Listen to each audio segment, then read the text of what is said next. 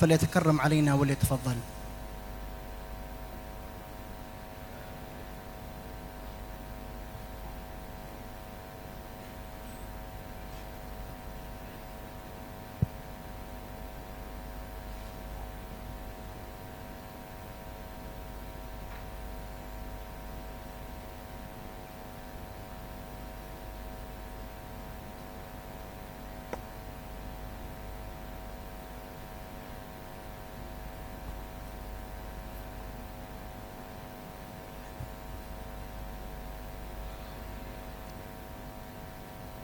الحمد لله حمدا يحيي به ما مات من الخيرات.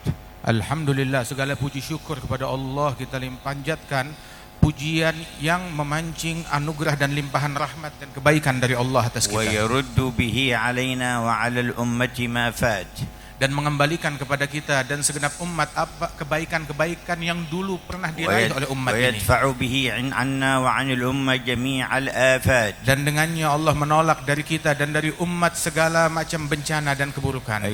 ويحول به أحوالنا وأحوالهم إلى خير الأحوال والحالات. Dan Allah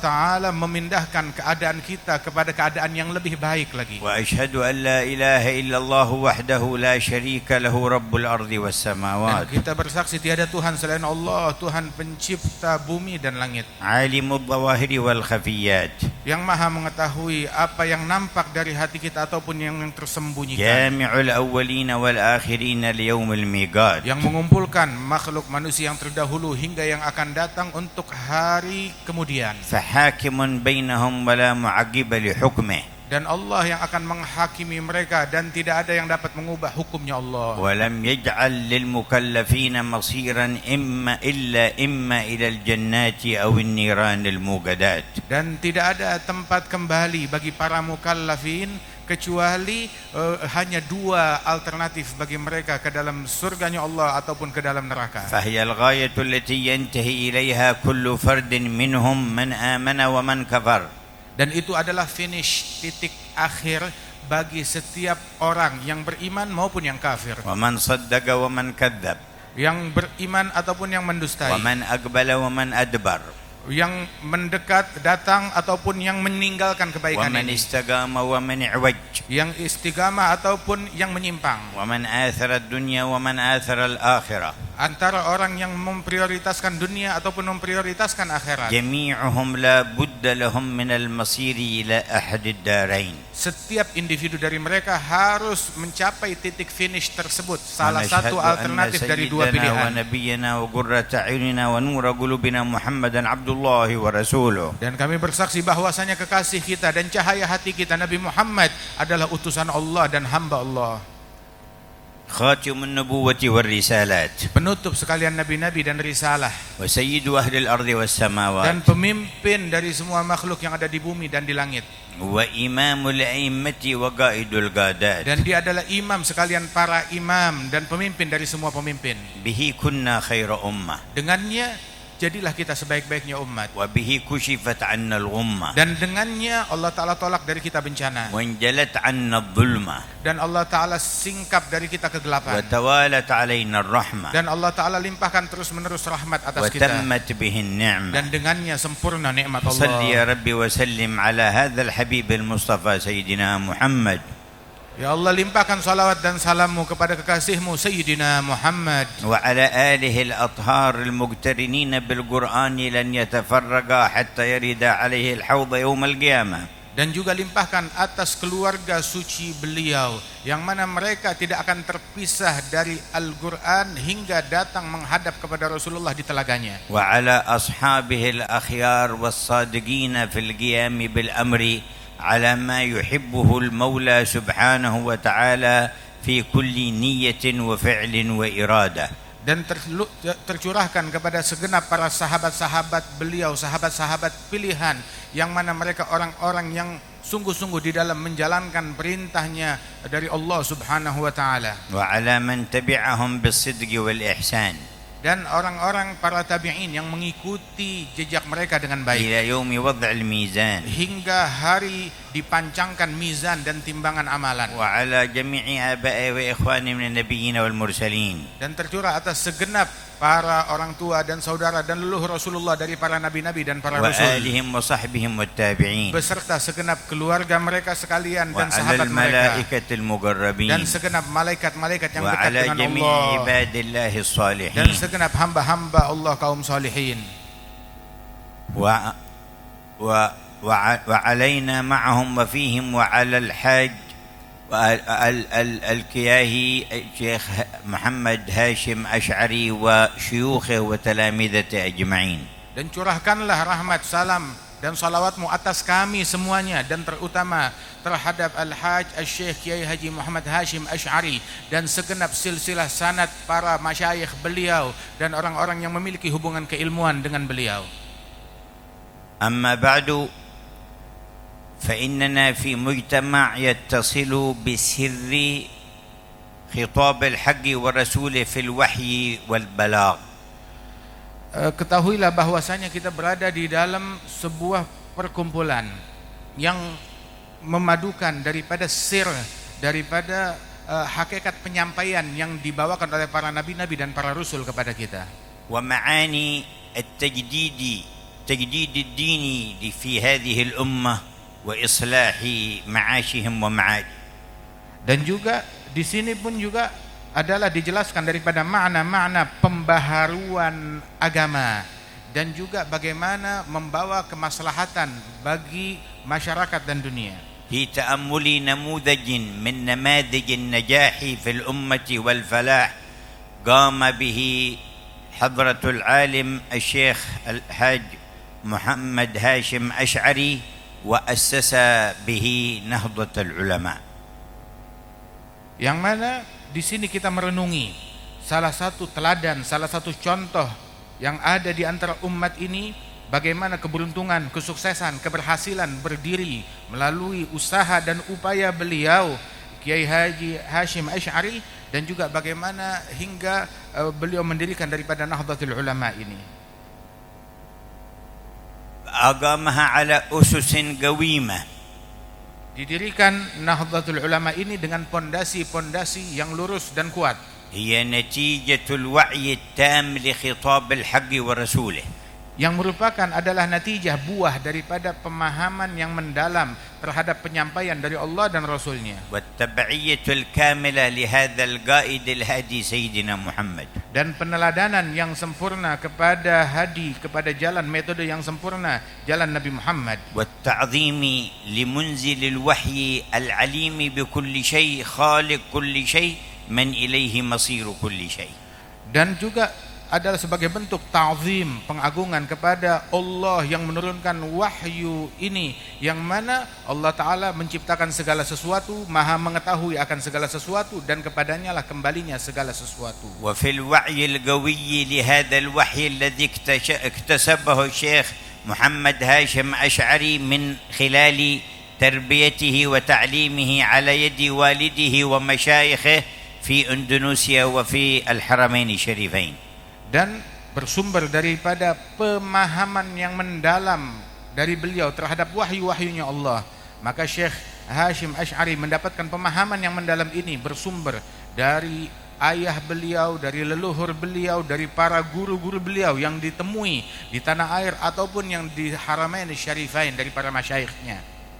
ولم يزل الناس من عهد آدم إلى أيامنا هذه يتأثرون بما يلقى إليهم وما يتربون به إما في الحق الخالص مما أوحى الله إلى الأنبياء أو في أمر مختلط بين الحق والباطل، تأثر جزئي ونسبي بالوحي وما جاء به الأنبياء، وتأثر آخر بأفكار البشر وما تحدثه وحي إبليس إلى أوليائه من شياطين الإنس والجن، وإما كفر خالص وضلال وظلام ليس فيه نور ولا هدى من قبل المكذبين بوحي الله والمكذبين بأنبيائه.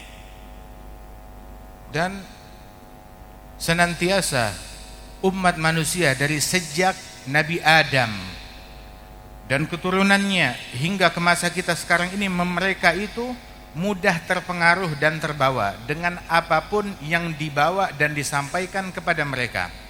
Dan terpengaruhnya itu dengan apapun yang disampaikan, baik yang bersumber dari yang hak, sesuatu yang hak, yang benar secara murni, ataupun sesuatu yang hak tetapi tidak murni, tercampur, terkontaminasi, baik sebagian atau mayoritasnya dengan pendapat-pendapat dan pikiran-pikiran yang dirusak oleh iblis, waliyadzubillah min dzalik, ataupun juga masuk ke dalam kebatilan atau kekufuran dan pengaruh-pengaruh yang dibawa oleh mereka, orang-orang yang mendustakan kepada Allah dan para rasul dan agama ini. وجميع الاتجاهات في الفكر وفي السلوك في العالم كله لا تخرج عن أحد هذه الأنواع الثلاثة. Dan semua pemikiran, di dalam akhlak, semuanya itu tidak keluar dari 3 kelompok dan spesifikasi ini. ولا يمكن أن يتم الإصلاح والتقويم لمسار الإنسان إلا بنور الله الذي خلق هذا الإنسان من قبل الصنف الأول أهل الحق الخالص الذين وعوه وأدركوا معانيه وأبعاده، ثم بعد ذلك تهيأوا لنشره وحسن بيانه للناس. Dan tidak mungkin bisa membawa perbaikan bagi masyarakat di dalam diri mereka, di dalam nafsu mereka, di dalam zat mereka, kecuali dengan nur yang dibawa dari ajaran yang benar tersebut.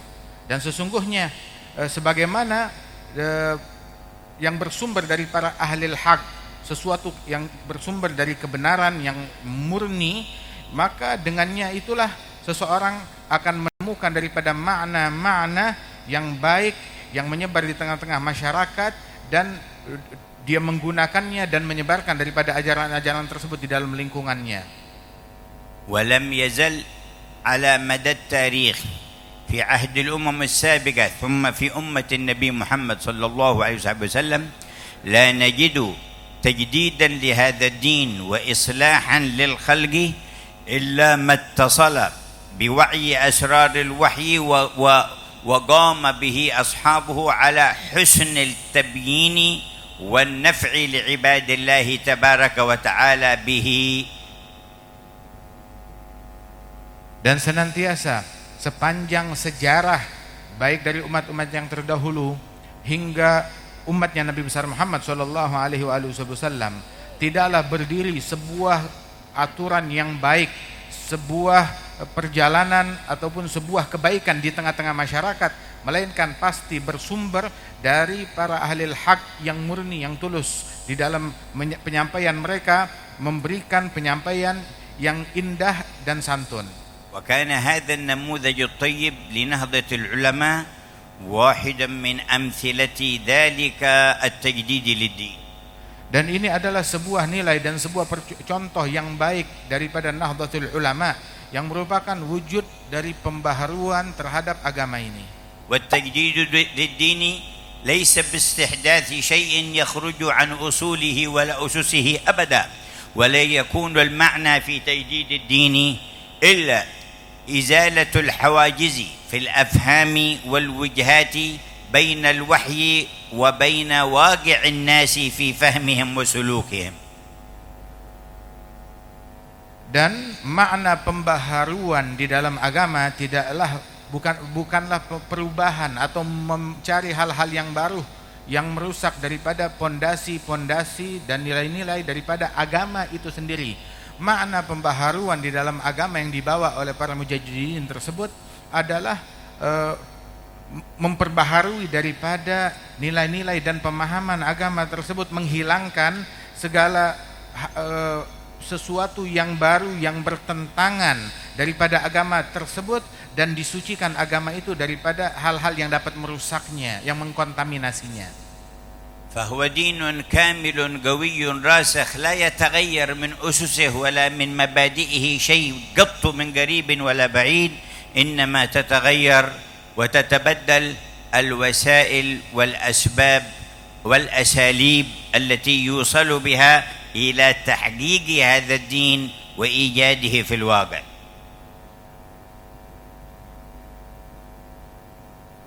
Dan agama ini adalah agama yang sempurna dari seluruh dasar-dasarnya dan bagian-bagiannya. Dan tidak ada perubahan dalam itu semuanya. Sesungguhnya pembaharuan dan perubahannya itu adalah di dalam wasailnya dan di dalam sebab-sebabnya dan metode dan cara-caranya, yang semuanya itu diperbaharui demi menyampaikan hakikat daripada agama ini ke lapisan masyarakat.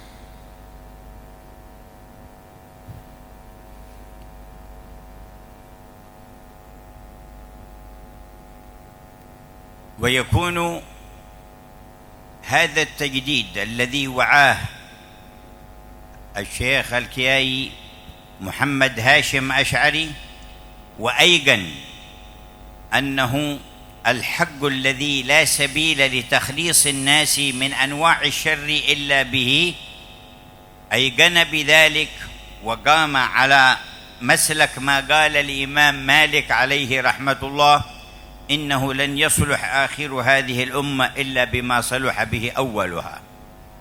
Sesungguhnya pembaharuan yang dilakukan melalui tangan Al-Imam Syekh Kiai Muhammad Hashim Asy'ari ini, yang bersumber dari pemahaman beliau yang mendalam akan agama ini dan keyakinan beliau, dan beliau yakin bahwasanya beliau ingin memperbaiki keadaan umat, mengevakuasi keadaan umat yang demikian terpuruk, dan beliau menempuh jalan yang disampaikan oleh Imam Malik yang disebutkan bahwasanya tidak akan menjadi baik keadaan umat generasi akhir ini melainkan apabila mereka kembali kepada hittah yang dijalankan oleh para generasi awal dari umat ini. وذلك لأن الخالق واحد. Sebab sang pencipta adalah satu, pencipta mereka semua adalah satu, Allah. ولا يمكن لمخلوق أن يستدرك شيئا على الخالق نسيه أو أهمله حاشاه تبارك وتعالى، فلن تصلح الخلق إلا بمنهج خالقها. Sebab pencipta adalah satu dan tidak akan mungkin makhluk manapun untuk mengatakan kepada sang pencipta, engkau melupakan sesuatu di dalam hukummu, di dalam aturanmu. Ini adalah sesuatu yang tidak mungkin, sebab Allah adalah yang maha mengetahui dan maha pandai dalam mengatur segalanya. فقام بالمهمة التي هي في وراثة الأنبياء صلوات الله وسلامه عليهم، وقد لخص لنا الله في القرآن مهمة نبيه بيننا، فقال: يتلو عليهم آياته ويزكيهم ويعلمهم الكتاب والحكمة. فوظف الشيخ نفسه في هذه الوظيفة النبوية والمهمة النبوية وقام بحقها. Dan beliau Syekh beliau menjalankan tugas yang teramat penting, tugas mengemban warisannya para nabi-nabi, yang mana diringkas oleh Allah Subhanahu wa taala di dalam Al-Qur'an, bahwasanya tugas para nabi-nabi tersebut adalah membacakan ayat-ayat Allah, mengajarkan, memberikan tazkiyah kepada umatnya, dan juga mengajarkan ilmu kepada mereka. Maka Maulana Syekh menjalankan daripada tugas yang dijalankan oleh para nabi-nabi yang terdahulu. فبنى أموره على الإخلاص لله تبارك وتعالى وقصد وجهه مفردا صادقا معه تعالى.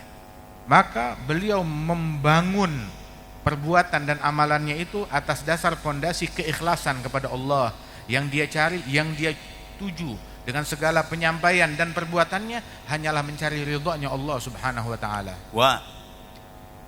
أقام شان الخلق الكريم وحسن المعاملة في دوائر فبما رحمة من الله لنت لهم ولو كنت فظا غليظ القلب لانفضوا من حولك فاعف عنهم واستغفر لهم وشاورهم في الأمر. Dan beliau di dalam berinteraksi kepada masyarakat menjalankan sebuah tugas, yakni tugas mencontohkan perangai yang baik, yang luhur sesuai firman Allah Ta'ala di dalam Al-Quran. sesungguhnya dengan rahmat, dengan kasih sayang dari Allah Subhanahu wa taala engkau bersikap lemah lembut kepada mereka. Seandainya engkau mengucapkan kata-kata yang kasar, dengan ujaran yang tidak baik, berhati keras terhadap mereka, maka niscaya mereka akan kabur dan menjauhi engkau. Maka hendaknya engkau memberikan maaf kepada mereka dan memohonkan ampunan Allah bagi mereka dan bermusyawarah bersama mereka. فاتصل خير اتصال بمختلف فئات الشعب، بمختلف أصناف الناس من حواليه، أميرهم ومأمورهم، غنيهم وفقيرهم، صغيرهم وكبيرهم، ظاهرهم ومستورهم، وبذل لكل واجبه في أداء هذه الأمانة في الدعوة وفي التعليم وفي التزكية. Dan beliau menjalin hubungan dengan beragam kelompok masyarakat, menjalin hubungan kepada semua orang, baik itu atasan, bawahan, pedagang, petani, semua kalangan beliau jalin hubungan terhadap mereka, dan tanpa melupakan tugas yang terpenting yang beliau emban sebagai warisan dari para guru-gurunya adalah tugas membacakan ayat-ayat Allah, tilawah, dan tazkiyah, memberikan tazkiyah, pengajaran akhlak tersebut, dan yang ketiga adalah memberikan ta'lim. Dia tidak melupakan tugas ini sama sekali. وكانت هذه صلة الأنبياء بمختلف من أرسلوا إليهم. Dan inilah silah atau jalinan hubungannya para nabi-nabi dengan orang-orang yang ada di sekeliling mereka. وفي اتصاله بجميع ذلك كان داعيا لهم لا مدعوا لأحد منهم، وكان منقذا لهم لا مستاجرا لأحد منهم، سواء أهل الثراء والغناء أو الفقراء أو الأمراء أو الرعية، لم يكن ليستاجر ولا ليؤخذ ليكون في تبعية ذا أو ذاك أو في شيء من العصبيات والصراع على الدنيا الذي بينهم.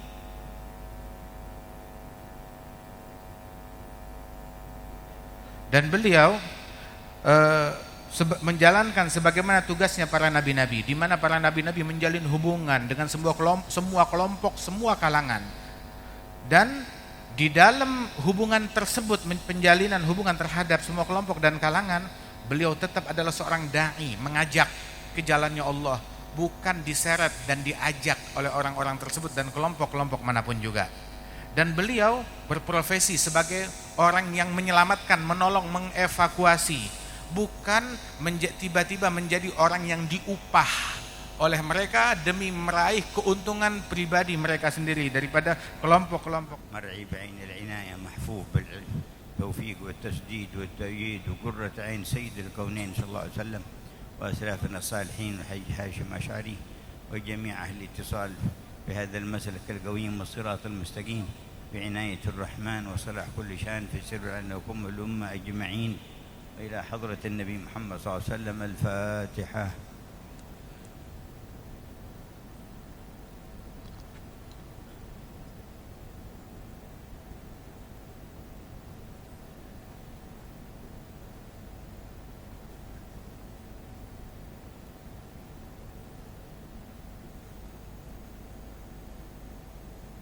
دار بنا الحديث في العشية وفي العصرية عن أسس عظيمة قويمة أقام بها كياهي محمد هاشم بن كياهي أشعري عليه رحمة الله ورضوانه. هذه المؤسسة وهذا المسلك في نهضة العلماء علمنا معانيها في الإيمان واليقين والإخلاص لوجه الله تعالى والصدق معه وحسن الخلق والتعامل وأداء المهمة النبوية في مقاصد ثلاثة: تعليم وتزكية ودعوة إلى الله عز وجل. قام بها مع أصناف الناس واتصل بالمسلمين وبالكفار، وكان ينصح الكل ويعمل على ما تكفى به شرور وتدفع به بلايا تخف به بعض الشدائد ويقام بأمر من أوامر الله تعالى بكل ما استطاع عليه رضوان الله تبارك وتعالى. وعلمنا في ذلك كله ترفعه عن الحكم الظاهري والسلطة وحسن صرفه للمال في محله. وبقي أيضا أن نعلم من صفاته وأسسه حال نسكه مع الله وحسن تدبره لكلام الله وخلوته مع الله وكثرة أذكاره وبقائه من خشية الله سبحانه وتعالى.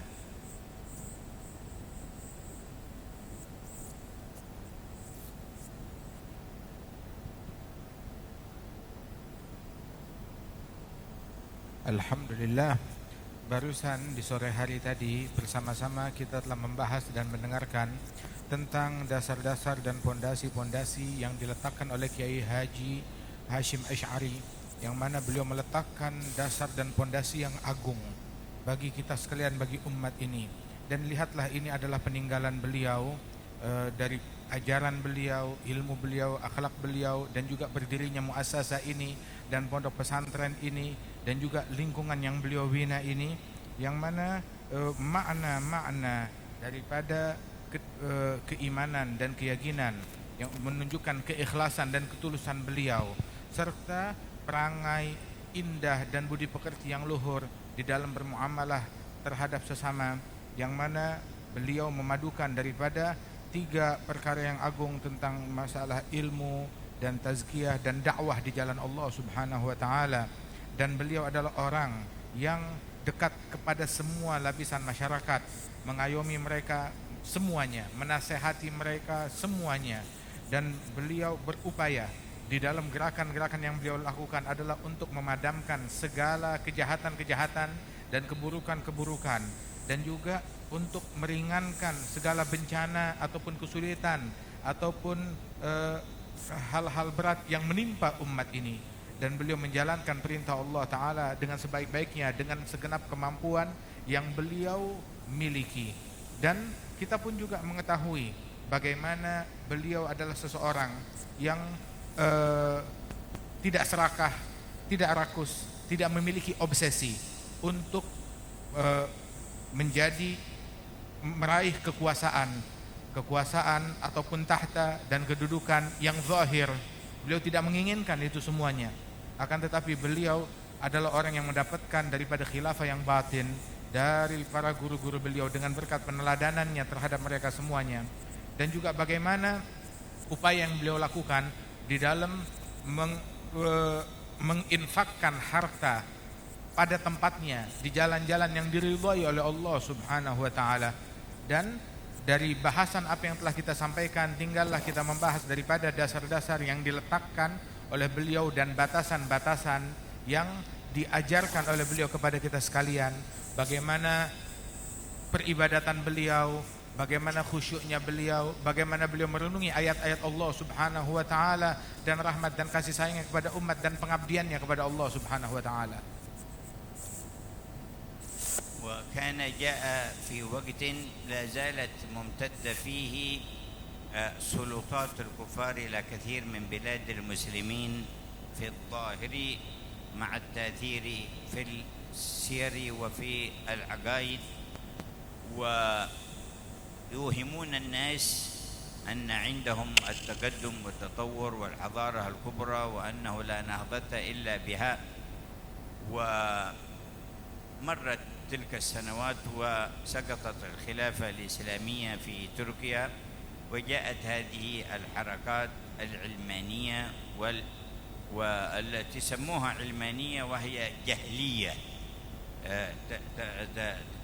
تتنكر للحق الصريح الواضح المبين وللأدلة الواضحة والبراهين الساطعة، ولكن بالتزوير والتلبيس والتدليس قاموا وأثروا على كثير من أبناء هذه الملة حتى صدقوا أن عندهم ما فيه صلاح العباد والبلاد. مرت تلك الفترة ولم يزل يخرجوا بسلطانهم الظاهر من دولة إلى دولة، وجينا الآن نحن أيضا في وضع هم في أنفسهم بدأوا يظهر فشلهم ويظهر عدم قدرتهم على استصلاح أحوال العباد في الدنيا، فوصلوا الآن في حضارتهم إلى الانحطاط حتى عن درجة الحيوانية، خرجوا عن الإنسانية وجاوزوا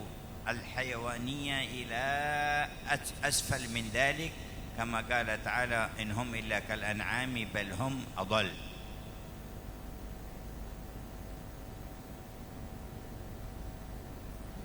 Dan berlalu waktu di masa beliau tersebut di mana kekuasaan kekafiran merajalela di penjuru dunia ini, penjajahan dan pergerakan orang-orang kafir yang menjajah banyak negeri-negeri menyebar di seluruh dunia ini, yang mana itu semua memberikan pengaruh dan dampak bahkan di dalam akhlak dari negara yang mereka jajah.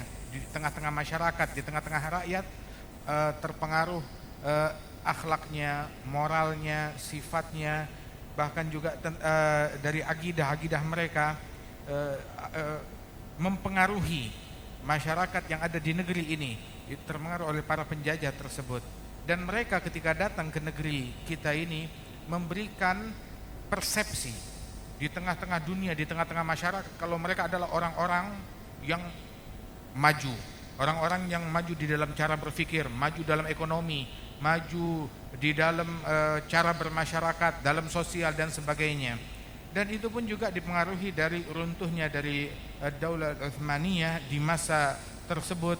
Kemudian datanglah dari Almaniyah, yang mana pengaruh mereka itu memberikan persepsi di tengah-tengah masyarakat yang menipu mereka dan juga menjebak masyarakat untuk terpengaruh ikut-ikutan dengan ajaran yang dibawa oleh mereka, sehingga mereka mengklaim bahwasanya mereka adalah orang-orang yang datang membawa kemaslahatan bagi negeri. Mereka datang membawa kemakmuran bagi negeri dan mereka ingin memakmurkan rakyat dan umat manusia, dan mereka mengklaim itu semua di negara-negara persemakmuran mereka atau negara-negara yang dijajah oleh mereka.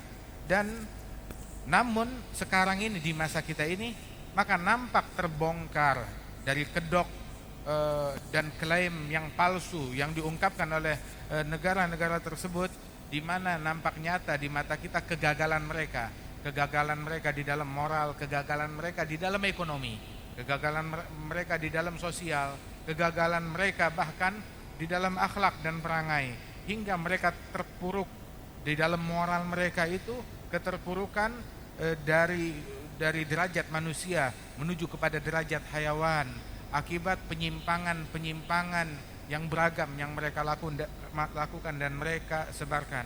Sebagaimana dalam firman Allah Subhanahu wa taala yang mensifatkan orang-orang tersebut, mereka itu adalah bagaikan hewan ternak yang tersesat, waliyadzubillah, bahkan mereka lebih sesat daripada hewan ternak. وإلى ماذا انتهى شغلهم الآن وإلى ماذا انتهى حركتهم في الحياة في وقتنا المعاصر الحاضر. Dan sampai di mana kerjaan mereka itu berakhir, dan pencapaian mereka itu apa yang mereka capai di masa kita yang sekarang ini. كل ما عندهم من قوى في الجندية والأسلحة وقوى أيضا في مختلف الأجهزة مسلطة اليوم على التربص بعضهم ببعض واختلافات بينهم وحروب ظهرت بينهم، والشغل الآخر لهم أن ينشروا الشذوذ الجنسي وأن يحولوا بنات إلى بنين وبنين إلى بنات، وأن يتحول آدمي إلى كلب وصورة كلب، حتى كان في الأسبوع الماضي وقبل أسبوعين إعلان تحويل 2000 آدمي يحبون أن يكونوا في صورة الكلب ويمشون على 4، ويطالبون أن تجرى لهم عمليات في ذلك، وفي بريطانيا، وهكذا انتهوا إلى هذه الحدود السافلة. Sampai di mana pencapaian mereka di dalam keterpurukan tersebut, mereka kita kenal memiliki kekuatan, menunjukkan seolah-olah mereka memiliki kekuatan di dalam persenjataan, di dalam teknologi, di dalam alat-alat yang mereka punya. Mereka menunjukkan mereka memiliki keunggulan dalam hal itu semua.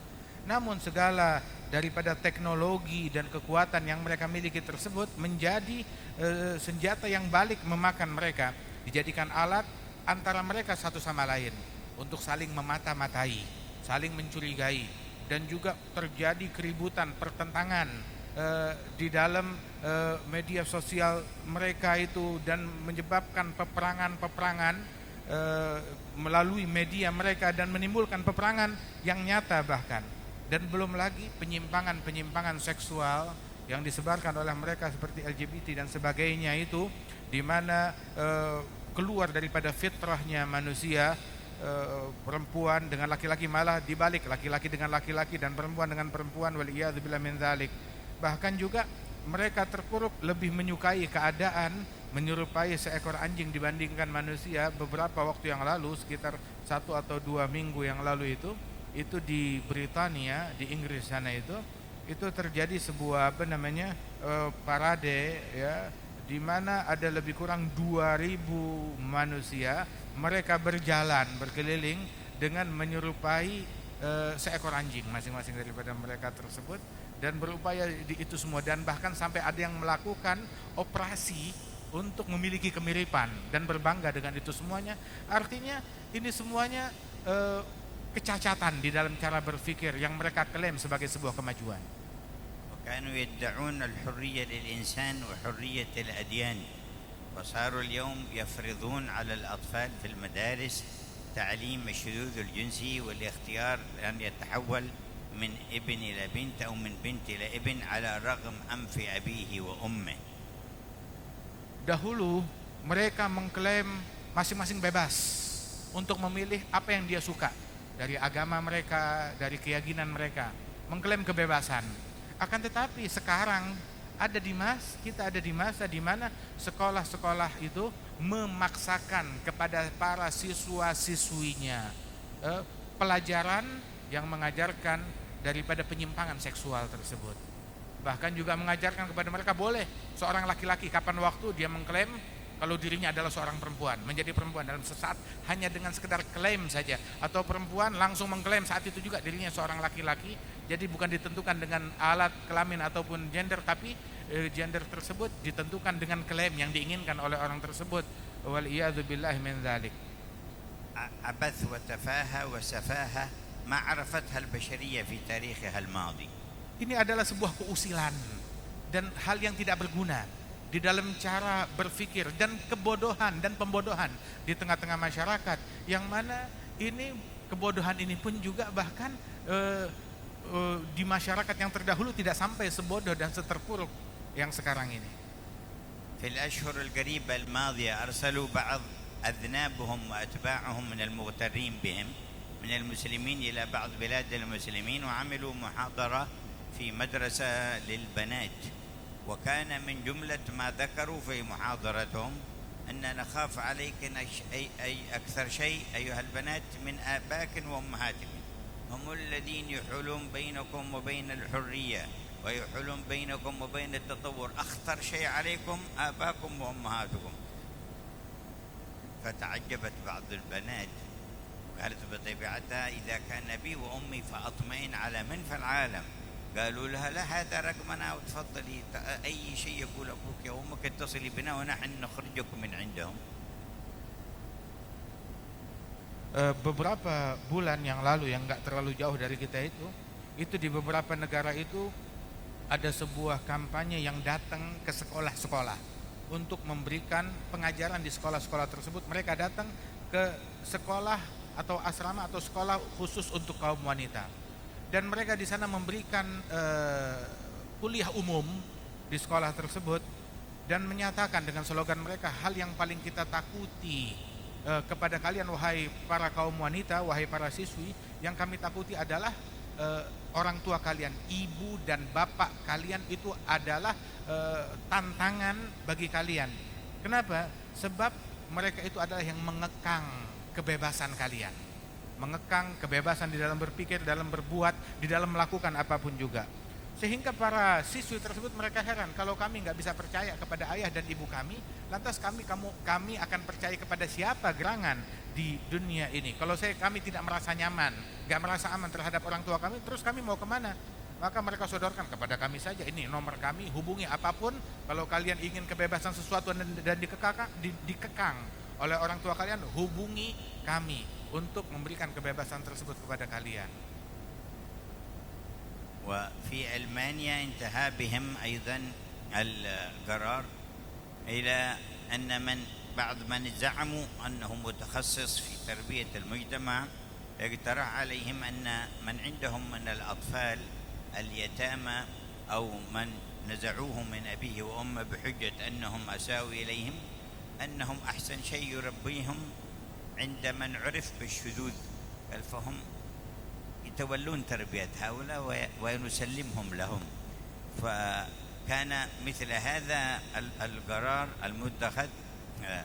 وفي الأيام القريبة أيضا عندهم كان في ألمانيا امرأة غير مسلمة كافرة وعندها دراسات عن التكوين البشري وأنه لا يمكن أن يوجد في البشر إلا ذكر وأنثى بالأدلة العلمية المادية البحتة، لا تؤمن بالقرآن ولا بسنة ولا تعرف إيمان ولا تعرف إسلام، بقوانينهم هم، بعلمهم هم. وأعلنت عن محاضرة تقيمها في هذا المجال، فوصل الخبر فمنعت من المحاضرة وهددت إن تكلمت بمثل هذا هذه حريتهم انتهت إلى هذه الأحوال. Di Jerman, di Almania itu beberapa organisasi yang memiliki kepedulian untuk mendidik anak-anak kecil yang di dalam masa pertumbuhan.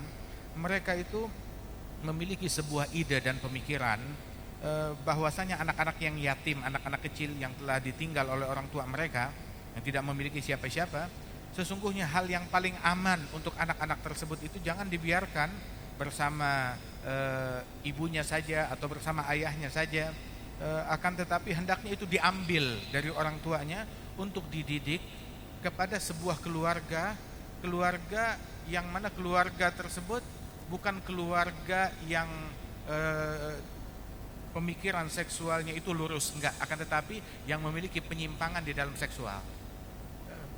Kenapa? Mereka beranggapan sebab itu lebih aman untuk anak-anak tersebut kalau tumbuh di lingkungan yang memiliki kebebasan untuk mengekspresikan dorongan seksual mereka dan tidak dibatasi akan hal-hal yang demikian tersebut. Ini keterpurukan sampai kepada situ, hingga ada satu orang wanita ini seorang kafirah, tidak beriman kepada Allah, nggak beriman kepada agama Islam. Dia melakukan sebuah riset di Jerman juga, yang mana riset tersebut dia melakukan pembuktian bahwasanya gender itu cuma ada dua, hanya ada laki-laki dan perempuan, nggak ada jenis yang ketiga di luar daripada laki-laki dan perempuan tersebut. Dan itu semuanya dengan bukti-bukti dari yang kuat secara sains yang dia temukan, dan dia ungkapkan bukti-bukti tersebut di tengah masyarakat, dan dia keliling melakukan kampanye ini di perkumpulan dan di masyarakat. Dan apa yang terjadi? Dia diancam dan dilarang untuk mengkampanyekan hal tersebut di tengah-tengah masyarakat. Kenapa? Sebab itu menghambat daripada kebebasan seksual. Waliyadzubillah min dzalik. وصولهم إلى هذا الحد والمستوى وهذه الحالات دليل واضح على فشلهم وقرب انتهى هيمنة وسلطة حضارتهم المزعومة. لكن ما البديل؟ ومن الذي ينقذ الأمة؟ من الذي ينقذ البشرية؟ هذه مهمة من آمن بالله واتبع رسوله محمد. هذه مهمتكم يا أهل النهضة ومن اتصل بهمة التصديق بمحمد وما جاء به. Dan sampailah klaim kebebasan mereka itu kepada keterpurukan di dalam moral sampai sejauh itu. Dan apa solusinya? Solusinya adalah kalian, wahai orang-orang yang telah diberikan pencerahan di dalam agama Islam ini, untuk menyebarkan daripada ajaran yang benar dan juga kebaikan dan manfaat di tengah-tengah masyarakat, tentang pendidikan, tentang sosial, begitu tentang cara bermasyarakat, tentang mendidik keluarga dengan benar, dengan baik di tengah-tengah masyarakat. فإذن المهمة عظيمة. إذن فالمهمة عظيمة يجب أن ننهض بها. Maka tugas ini adalah sangat penting, yang mana kita perlu bangkit dengan sungguh-sungguh menjalankan tugas ini. ونعود إلى ما طرحتم من أسئلة ومنها كيف ننقذ بعض الغافلين والمفسدين إذا أردنا التأثير عليهم من خلال الدخول فيهم، فربما حضرنا المعاصي والذنوب ونقول إن في هذا ميزان يجب أن يقام ويتبع. Dan kita kembali kepada pertanyaan yang sebelumnya, yang bagaimana caranya kita menyadarkan orang-orang yang bergelimang maksiat, begitu, dan ketika kita datang ke tempat mereka, ke tempat maksiat mereka dengan tujuan untuk menyadarkan orang-orang tersebut apakah boleh, maka dijawab oleh Umar bahwasanya dalam hal tersebut itu ada neraca, ada tolak ukur yang perlu kita jalankan dan kita pertimbangkan. فالجلوس على مائدة فيها خمر أو أي مسكر لا يجوز بحال من الأحوال، بل ذلك من المنكرات التي لا تقرب إلى الله ولا تهدي الخلق. Duduk di hadapan sebuah hidangan yang di atasnya terdapat minuman keras dan kita nongkrong di tempat di hidangan tersebut, itu adalah tidak dihalalkan dan diharamkan oleh Allah Subhanahu wa taala dan dilarang. ذلك مصافحة المرأة الأجنبية ليست طريقا للدعوة إلى الله، فسيد الدعاء عبده حبيب محمد لم تمس يده يد امرأة أجنبية قط وكان يبايع النساء كلاما.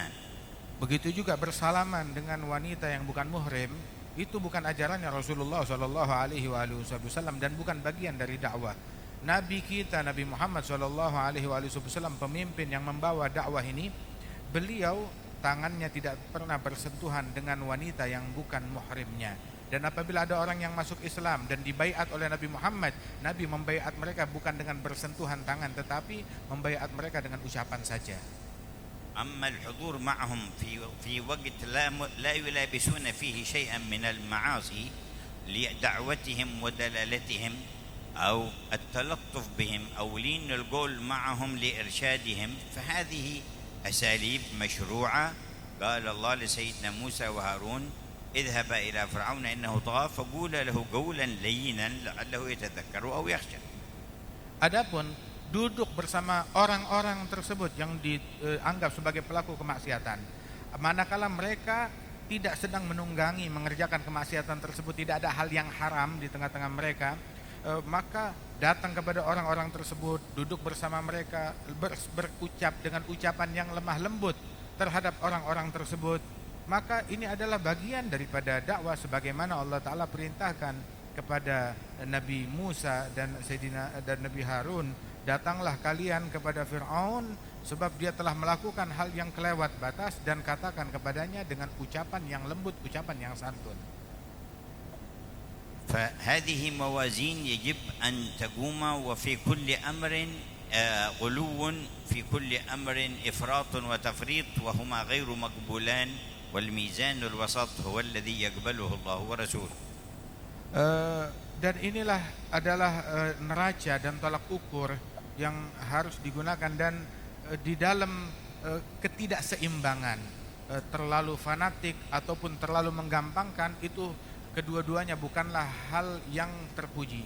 Akan tetapi harus ada sumber dan tolak ukur yang menjadi ukuran seseorang di dalam berdakwah ke jalan Allah Subhanahu wa taala. ولم يزل بفضل الله في الأمة خير كما وعد الله رسوله صلى الله عليه وسلم، ولا بد أن ينتهض هذا الخير ويقوم. dan senantiasa kebaikan ada di tengah-tengah umat ini, dan kelak pasti kebaikan ini akan bangkit dan menyebar di kalangan umat ini. مهما حاول الكفار في نشر الفساد والشر ومضادة الدين في بلاد الإسلام ومنها إندونيسيا فلا يزال الخير باقي وموجود. فكم أمامكم من فرص تستطيعون بها عبر حسن الاتصال بمسؤولين وغيرهم أن تحققوا للناس فائدة ومصلحة، أن تنصروا الدين في أي جانب من الجوانب. كل هذا ممكن، وكل هذا يمكن بذل الجهد فيه من دون أن يؤثر على الأساس الذي هو التربية وربط القلوب بالخلق بالخالق. Dan sebesar apapun upaya orang-orang kafir berupaya untuk mengacau umat Islam, apalagi di negeri Indonesia ini, dengan memunculkan hal-hal yang bertentangan dengan agama mereka, dengan ajaran Nabi Muhammad SAW, sebesar apapun yang dilakukan oleh musuh-musuh Islam untuk merusak Islam ini, maka tetap saja di negeri kita ini banyak peluang dan peluang untuk melakukan kebaikan, untuk menyebarkan kebaikan, dan kesempatan yang sangat luas terbuka untuk menjalin hubungan dengan pihak-pihak tertentu, kelompok-kelompok tertentu di dalam mewujudkan faedah yang umum di tengah-tengah masyarakat atau mencegah madarat yang akan menimpa masyarakat dengan menjalin koneksi kepada orang-orang yang memiliki kedudukan, kemampuan untuk melakukan itu semuanya, tanpa dia perlu melakukan provokasi ataupun hal-hal yang dapat membahayakan, mencederai daripada landasan-landasan yang telah diajarkan, diletakkan oleh para guru-guru kita. أما أهل الإلحاد وأنواع المنحرفين عن الدين والذين يتشدقون بكلام فكلهم لا حجة معهم ولا برهان معهم. ربما زخرف القول الغرور يخيف بعض الناس ويرعبهم، لكن والله لا حجة معهم عقلية ولا حجة معهم علمية صحيحة في كل ما يدعونه. إنما علينا أن نحسن التبين ونحسن التبيين، نتبين الأمر من كلام الله ورسوله ونحسن كيف نبين للناس، وقد نحتاج في ذلك إلى شيء من التعاون أو عقد دورات في هذا المجال لنؤدي دورنا في المحافظة على أمة الإسلام، وذلك يسير وسهل لكل صادق مع الله تعالى.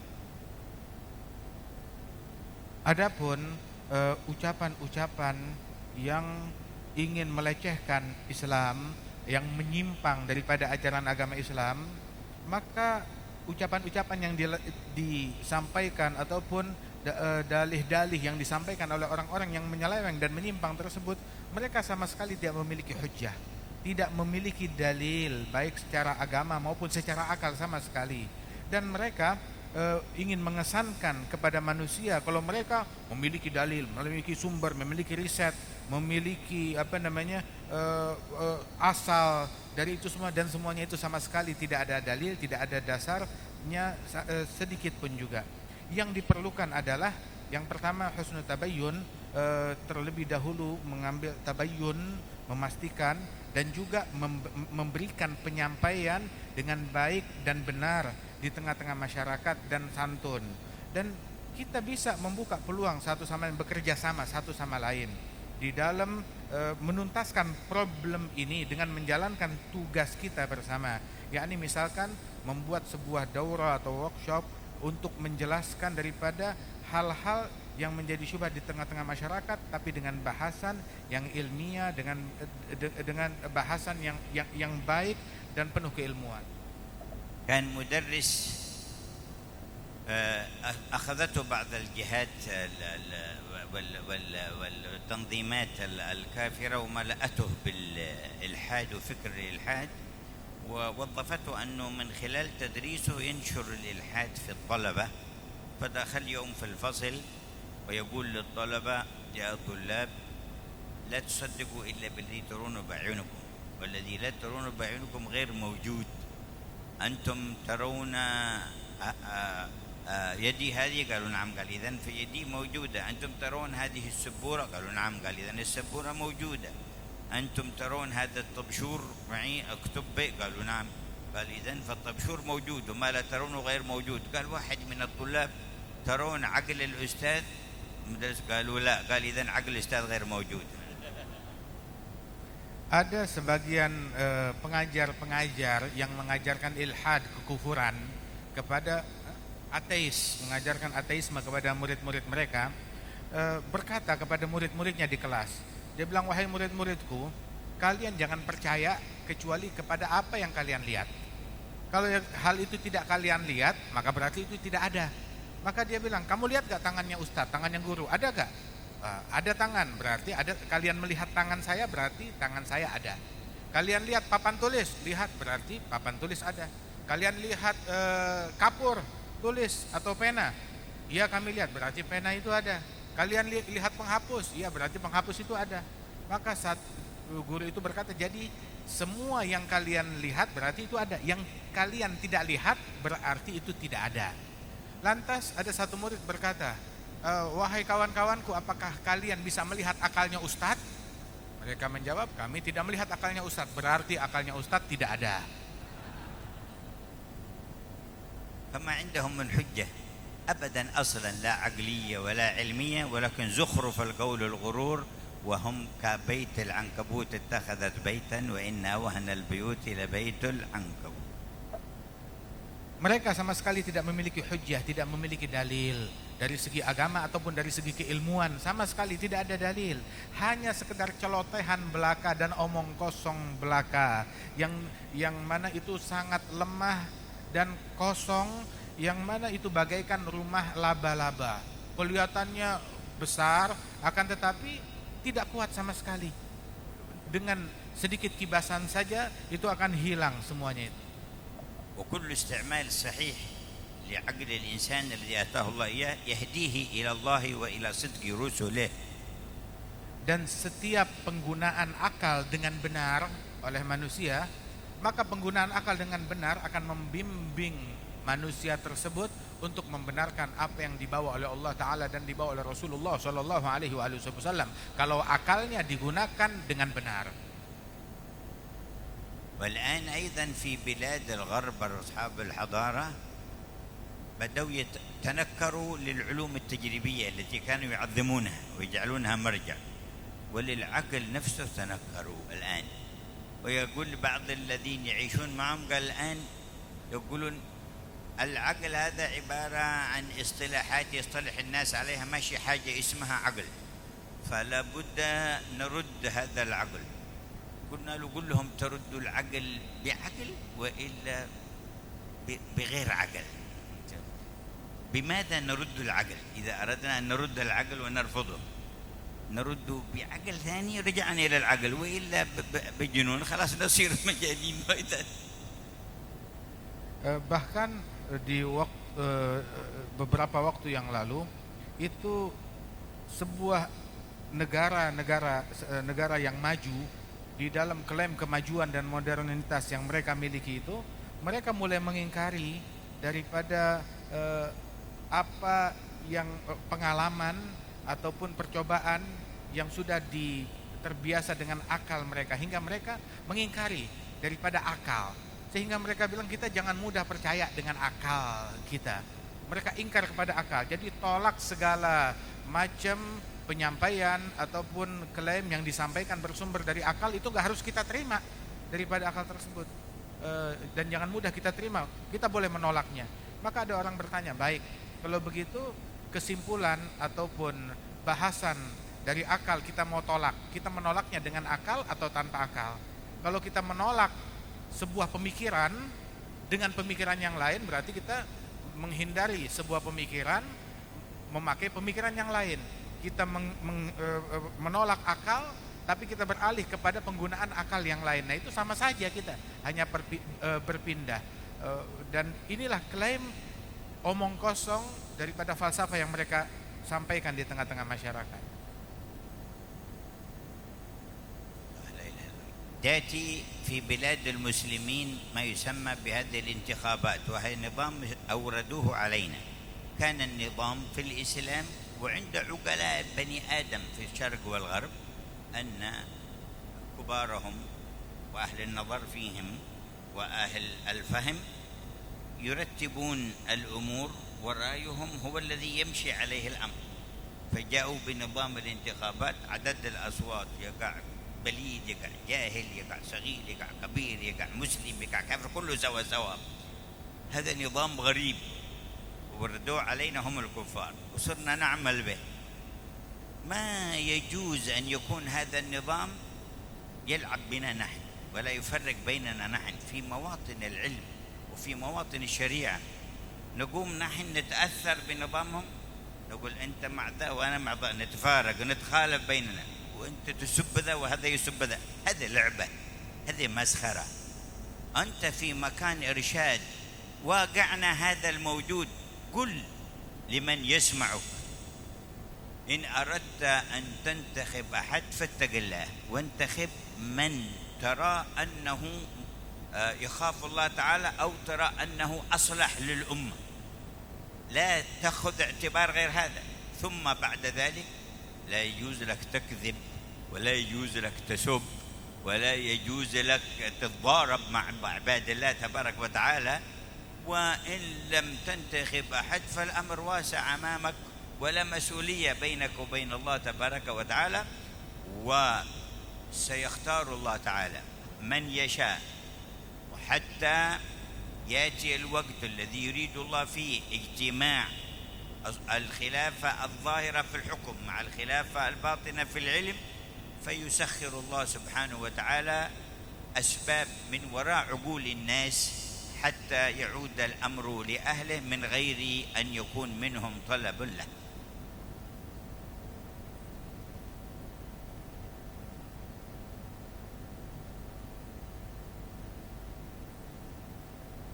Bahkan beliau mengatakan bahwasannya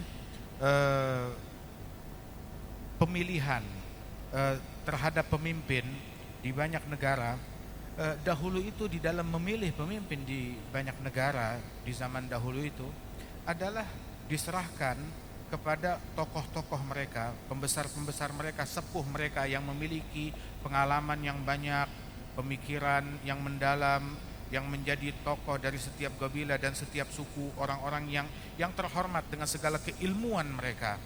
Maka orang-orang ini dikumpulkan dan mereka yang memilih siapa gerangan yang pantas untuk memimpin mereka semuanya.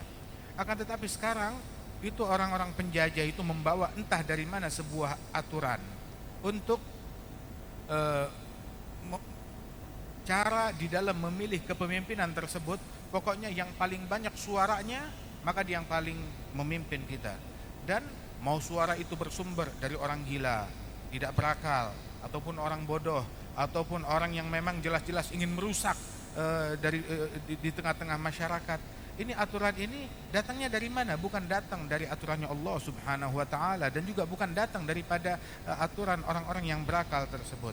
Bahkan sampai-sampai gara-gara ini semua orang saling berselisih, saling melakukan perpecahan antara mereka satu sama lain, bahkan sampai ke tempat-tempat ilmu, tempat menyebarnya syariat dari Rasul sallallahu alaihi wasallam dipermainkan akibat aturan-aturan yang mengatur daripada cara pemilihan yang keliru ini, sehingga mereka saling mengklaim di tempat-tempat ilmu tersebut, oh saya condong kepada pemimpin yang ini, saya kepada pemimpin yang itu. Mereka saling berselisih, saling baku hantam, saling mencaci, saling memaki, bahkan sampai mengucapkan kata-kata yang tidak baik. Yang mana hal ini bukanlah perbuatan daripada orang-orang yang mengenal keilmuan dan ketakwaan. Seandainya kita ingin memilih seseorang, maka pilih orang yang takut kepada Allah Subhanahu wa taala, ataupun juga orang yang bisa memberikan manfaat yang banyak kepada umat ini. Bukan memilih dari orang yang memiliki popularitas tinggi, atau orang yang dikenal di tengah-tengah masyarakat dengan hartanya dan sebagainya, tetapi orang yang paling takut kepada Allah, orang yang paling manfaat kepada umat. Dan seandainya itu pun terjadi juga, bahwasanya jangan sampai ini menyebabkan perpecahan, saling mencaci, ataupun saling berdusta demi meraih itu semua. Dan sungguh Allah Subhanahu wa taala memilih siapapun daripada hamba-hambanya ini, dan kelak akan memilih di suatu masa di mana terpadukan kembali antara dua khilafah yang zahirah dan khilafah al-batinah, terpadukan kembali. Dan juga Allah Ta'ala maha mampu untuk menjadikan kekuasaan tersebut kepada orang-orang yang tidak obsesi di dalam mengejarnya, hingga tidak peduli untuk mengejar kedudukan itu dengan mencaci, memaki ataupun melakukan kebohongan, tidak peduli kepada agamanya Allah Subhanahu wa taala.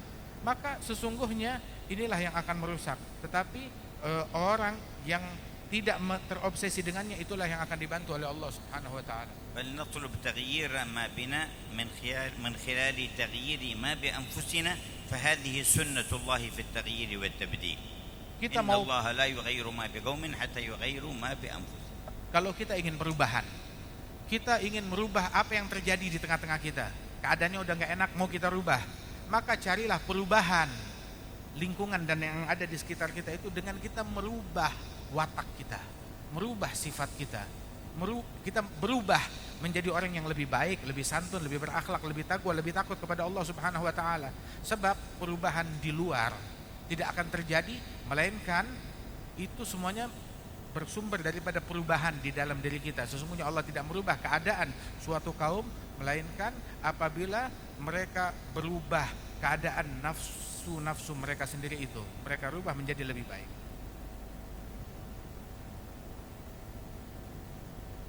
وقد طال الوقت، وختاما لبيان أن أمر الشورى في الدين والذي عليه عقل بني آدم هو هو الصحيح، وأن هذه الأنظمة التي جاءت من الخارج لنا بمثل الانتخابات مثال واحد عنده مرض في بطنه أو في عينه، المفروض يستشير من؟ يستشير الأطباء.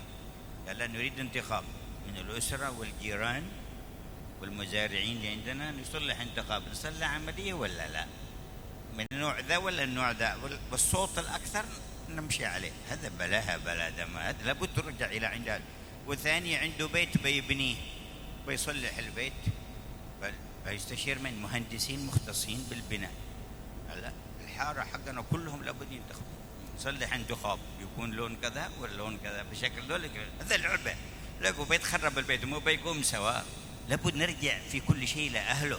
كان أهل الحل والعقد هم الذين يقولون هذا يصلح للرئاسة، هذا ما يصلح للرئاسة، هذا يصلح يكون أميرا.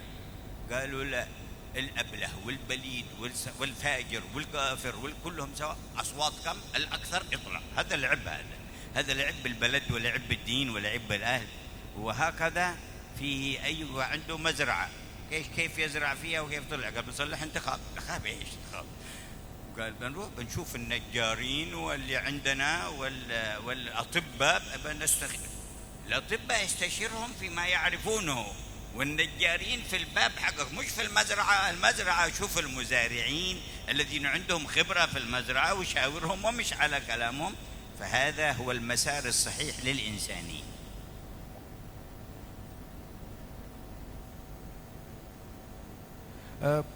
Di dalam agama ini perkara musyawarah itu adalah perkara yang sangat penting dan sangat dianjurkan, dan menyerahkan musyawarah tersebut akan suatu perkara kepada orang-orang yang layak, yang pantas, memiliki kepatutan untuk diajak musyawarah. Mereka memiliki kelayakan dalam berfikir, ahlul hal wal aqd, sebagaimana disebutkan oleh para ulama. Bukan dengan kita melakukan voting atau pemilihan yang suara terbanyak itu yang kita turuti, bukan begitu caranya. Ini pemilihan yang semacam itu sama sekali tidak sesuai dengan akal dan tidak sesuai dengan agama. Sama contohnya, seseorang sakit, dia sakit kemudian dia harus obat atau harus operasi. Kemana dia akan bertanya? Seharusnya dia bertanya, musyawarah, berunding, minta opini dari ahlinya. Tanya kepada dokter, 2 dokter, 3 dokter, 5, 10, 20 dokter. Tanya kepada mereka, orang-orang yang mengerti dalam bidang yang berkaitan dengan penyakitnya dia. Tanya kepada mereka. Bukan gini aja dah penentuannya, kita panggil orang-orang sekelurahan, begitu, semuanya, anak kecil, perempuan yang nggak tahu menahu, ayo kita bikin list polling, voting, operasi, potong tangan, potong kuping, begitu, atau obat saja, atau seperti apa? Yang angka yang terbanyak, yang terkumpul, itu yang dilakukan. Ini orang ini tidak waras dan tidak akan menjadi sehat, malah menambah penyakitnya dia. Yang nggak sakit jadi sakit akhirnya. Begitu juga seseorang di dalam membangun rumah. Tatkala dia mau membangun sebuah gedung, dia mau membangun seperti apa, bagaimana desainnya, maka dia musyawarah dan bertanya kepada ahlinya, kepada insinyur, kepada ahli bangunan, kepada desainer, ahli interior dan lain sebagainya. Tanya kepada mereka. Bukan dia tanya kepada siapapun, ya, orang-orang di kampung dia, begitu, ataupun di kelurahan atau di kecamatan dia, kumpulkan orang, kita bikin voting, bikin polling, apa yang akan kita lakukan?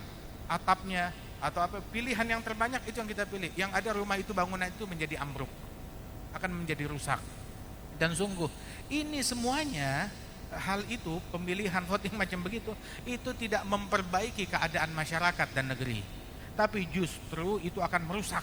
Itu permainan, mempermainkan masyarakat kita, mempermainkan negeri kita dengan akal-akalan yang semacam itu, mempermainkan agama kita dengan voting yang semacam itu. Dan sesungguhnya sama seperti orang dia mau bikin sebuah kebun, dia mau berkebun, dia mau bercocok tanam, ya, dengan apa namanya, dengan tanaman apa yang akan dia tanam, apa yang akan dia lakukan terhadap tanaman dia. Dia tanya kepada ahli tanaman, dia tanya kepada orang yang berkecimpung dalam bidang tersebut. Bukan nanyanya ke dokter, dikumpulkan dokter-dokter, apa yang akan kita lakukan, bagaimana cara menggarap tanah ini, nanyanya ke dokter. Dokter itu berkaitan dengan penyakit, nggak berkaitan dengan tanah dan taman ataupun tanaman tersebut. Maka tempuhlah jalan yang benar di dalam cara berpikir yang benar, yang diridhoi oleh Allah Ta'ala. نختم من كان معه منكم شيء من الرأي أو الاقتراح أو المداخلة أو السؤال. Kita tutup apabila ada di antara para hadirin yang ingin menyampaikan sesuatu.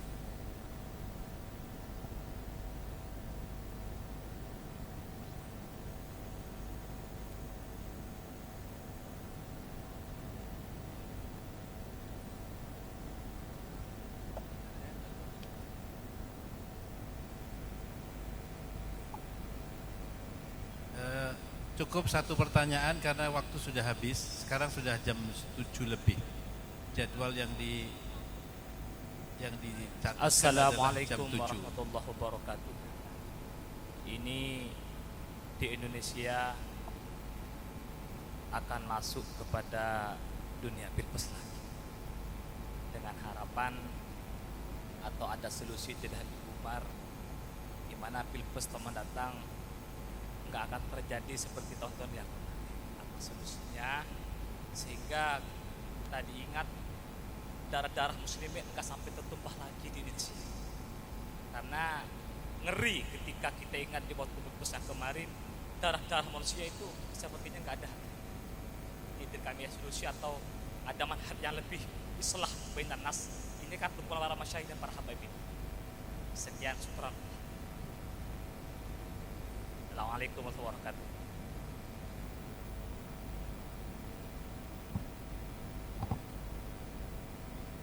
Assalamualaikum warahmatullahi wabarakatuh. Nama saya Abdullah Ramli, Khadimul Ma'had Ibnu Ramli, Batu Ampar, Bangkalan.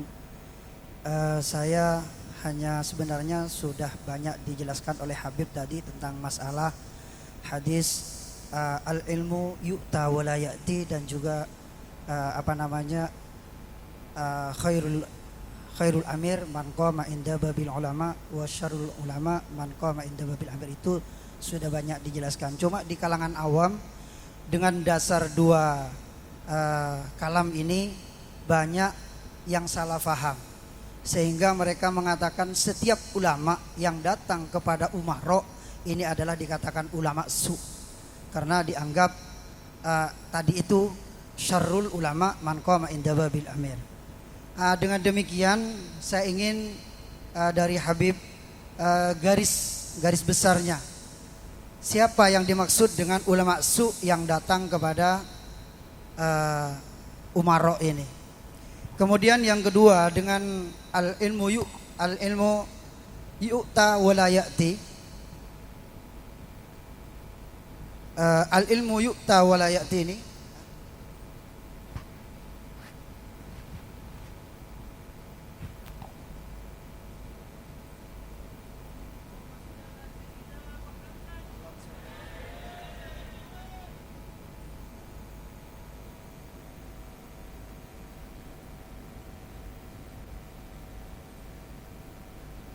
Ya, dengan dasar ini ada beberapa ulama yang sudah mumpuni untuk berdakwah ke tempat-tempat yang mestinya beliau datangi.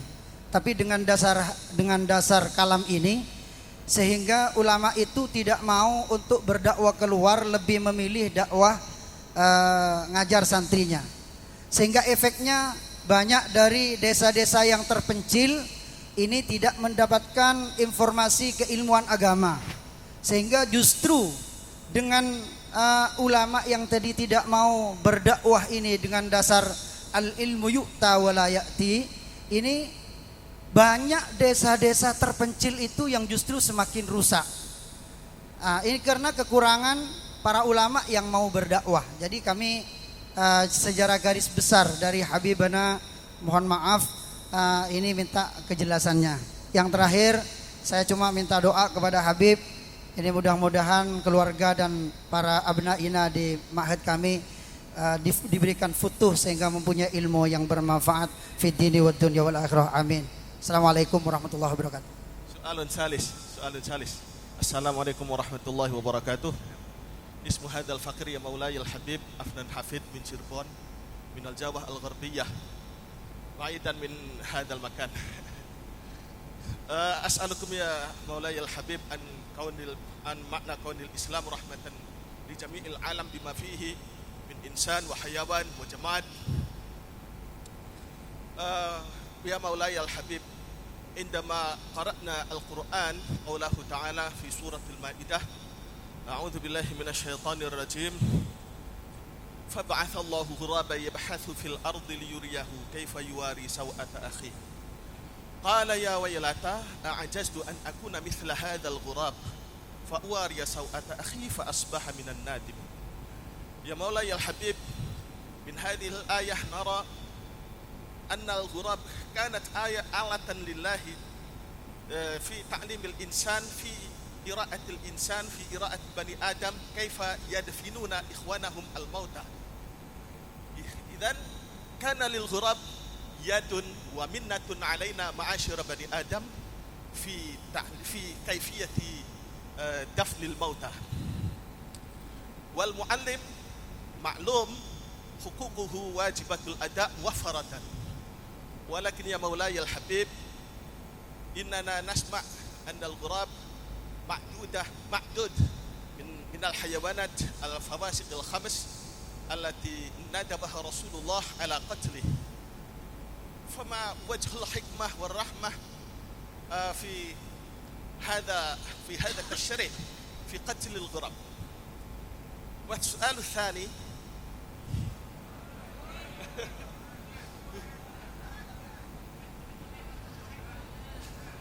يكفي يكفي. Assalamualaikum warahmatullahi wabarakatuh.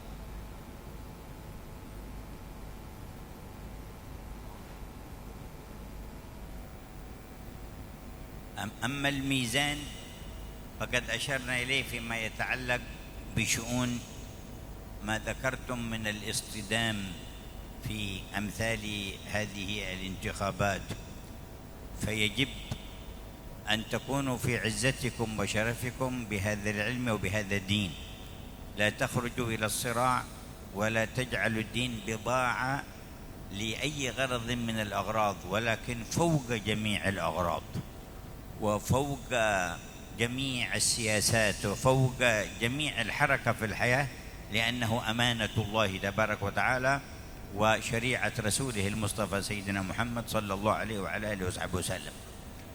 فيجب رفض كل ما كان من سباب وشتم وصراع، ومن أراد كائنا من كان أن ينتخب فنقول واجبك أن تدلي بصوتك في هذا الحال الذي قد وقعنا فيه، أن تدلي بصوتك لمن ترى أنه أنفع وخير للأمة وأقرب إلى الشريعة والدين والإسلام.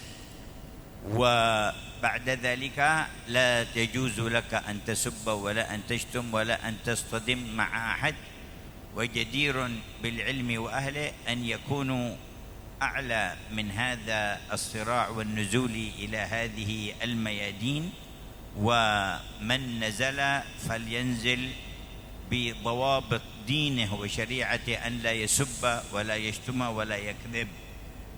كذلك الميزان فيما أشار إليه الأخ من أن العلم يؤتى ولا ياتي. العلم شيء والدعوة مهمة أخرى غير العلم. عندنا علم وعندنا تزكية وعندنا دعوة. الدعوة إلى الله يجب أن تصل إلى كل مكان، وأن نوصلها إلى الصغير وإلى الكبير وإلى الذكر وإلى الأنثى، بما فيها تعليم المبادئ والفروض العينية. هذه دعوة إلى الله تبارك وتعالى.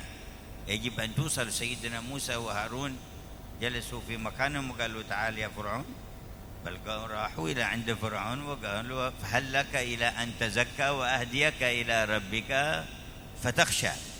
لكن المراد بأن العلم ياتي يؤتى ولا ياتي أن لا يحتكر لأرباب الدنيا ولا لأرباب السياسة، ويظل العالم مهان محتقر لهم، وهو الذي أراده مالك عليه رضوان الله.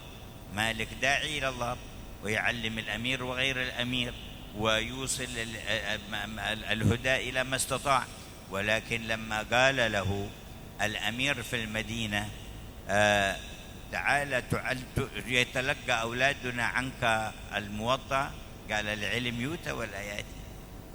قال له فاجعل لهم يوما وحدهم يأتونك، قال إنه حديث رسول الله ولا أمنعه على أحد. يأتي أولادك تفضلوا مع غيرهم ممن يأتي من المسلمين، ولا أخصص لهم وقتا وحدهم، لأنه ليس علمي بل علم رسول الله وحديث رسول الله. وهذا الذي قاله الإمام البخاري بالضبط لما أمره الأمير أن يأتي يقرئ أولاده الصحيح، قال وجدنا العلماء يؤتون ولا يأتون. فلما أرسل قال له بأرسل لك أولادي وحدهم، قال إنه حديث رسول الله لا أمنعه عن أحد، من جاء يطلبه أعطيته إياه، حتى آذاه ذلك الأمير وصبر الإمام البخاري عليه رضوان الله تبارك وتعالى. فهذا المعنى أنه لا يجوز إهانة العلم بتسخيره لأغراض ولا لمقاصد ولا لسياسات، ولا بأن يهان أصحابه بأن يأتوا على أبواب الأمراء أو الأغنياء. واحد. أما علماء السوء ما هو كل من نصح حاكم وإلا تعاون معه على خير وإلا أبعده عن قرار سوء قرره إلى، ليس هذا من علماء السوء بل هو من الناصحين. ولكن كل من أقر الحاكم على معصية وكل من رضي بقرار يقرره يخالف الشريعة أو قام يدافع وينافع عنه فهو عالم سوء، ولو لم يرى الحاكم طول عمره. لو هو جالس في بيته وحده ولا رأى الحاكم ولا جاء إلى عنده، ولكن يؤيد قراره المخالف للشريعة أو يبرر له المخالفة للدين، فهذا عالم سوء ومن علماء السلطة. فليس المراد مجرد الإتيان ولا المقابلة. وهذا حاصل عند كثير من خيار الأمة، ذهبوا لنصح بعض الأمراء أو للشفاعة في أحد يستحق الشفاعة لتخليص مظلوم من الظلم أو لإنصاف أحد من الذين وقع عليهم حكم باطل، فيذهبون إلى الحكام ويأمرونهم بذلك، وليس في ذلك إذلال للعلم، ولا يقبلون منهم أن يسكتوا عن واجب ولا أن يقروا باطل، لا يقبلون منهم ذلك. فمن استقام على هذه الطريقة فليس من علماء السوء، وإن كان كل يوم يجي عند الحاكم لكن ينصحه، كل يوم يجي عند الحاكم لكن يذكره، ولا يقبل منه رشوة، ولا يقبل منه أن يقر على باطل، ولا أن يسكت عن حق، فهذا من علماء الخير. وكل من رضي بحكم مخالف للشرع أو برر له فهو من علماء السوء، وإن كان بعيد من الحاكم لا يراه ولا ينظر إليه.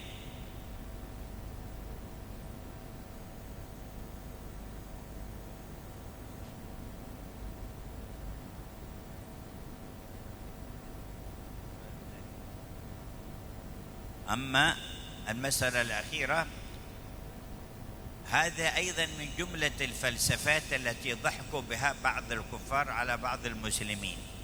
معنى الرحمة وكيف تكون الرحمة، وهل في القتل رحمة؟ والقتل عندنا والذبح مشروع لحيوانات ولبني آدم كذلك.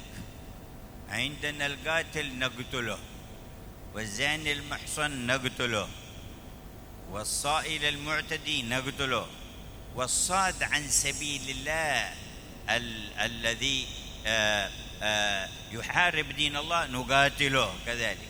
ونحن في كل ذلك راحمون، ونحن في كل ذلك ذو رحمة. وأكبر من الغراب عندنا تسقين اللبن، أبقار وأغنام كل يوم ونشرب من لبنها. وعندنا دجاج تنزل لنا البيض وناكل منه كل يوم، مش مرة واحدة جاب لنا إشارة ولا منا. لو لم يأتي ذا الغراب، هذا الغراب بعثه الله رحمة لهابيل من أجل أن لا يعبث بجسده أخوه قابيل وعلمه. ولو لم يأتي الغراب لكان في تعليم الله لآدم كفاية، ما نحن محتاجين إلى الغراب. ولما كان الله يتركنا في أمر شريعته وكيفية كيف نصنع بأمواتنا إلى غراب يعلمنا. عندنا وحي يأتي من السماء وسنعلم كل شيء، ولكن مع ذلك هذه الحيوانات تبيض لنا، وهذه وبعضها نركبها مثل الجمال توجد في بلاد العرب أكثرها، يركبون عليها ويشربون منها ويذبحونها، بل يتقربون إلى الله ويوصلونها إلى مكة. من قال لك أن الرحمة أن لا تقتل حيوان؟ الرحمة أن تنظر أمر الخالق الذي هو أرحم بك وبالأشياء من نفسها، وتتبع شرعه فيما شرع لك. تقتل من أمرك بقتله، وتنتهي عمن نهاك عنه، وتحسن إلى من أمرك بالإحسان إليه، وتكف عمن أمرك بالكف عنه. وهذه رحمة الله لخلقه أكبر من تفكير شرقي ولا غربي يقول معنى الرحمة كذا. معنى الرحمة أن نتبع أمر الرحمن، هذه الرحمة للعباد والخلق كلهم. Dari pertanyaan tadi Al Habib Umar menyebutkan bahwasanya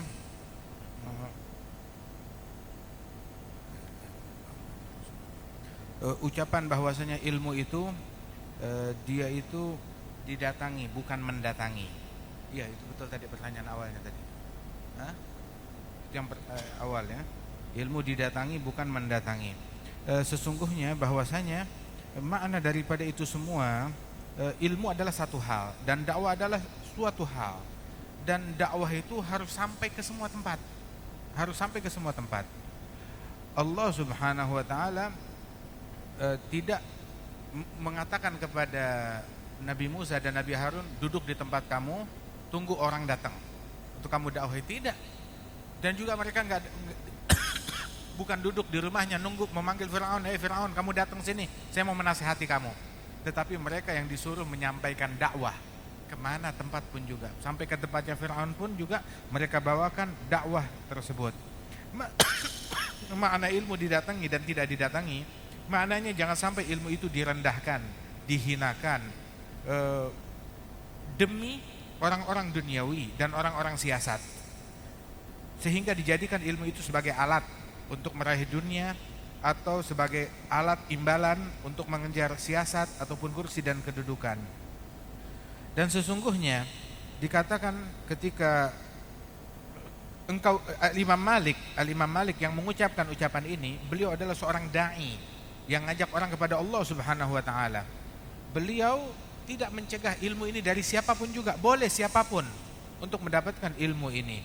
Namun ketika beliau diminta oleh salah seorang pejabat, oleh seorang pemimpin begitu untuk datang ajarkan anak-anaknya pemimpin tersebut, maka Imam Malik dia bilang, saya ilmu saya itu tiap hari saya ajarkan, siapa aja mau datang silahkan, dipersilahkan oleh beliau.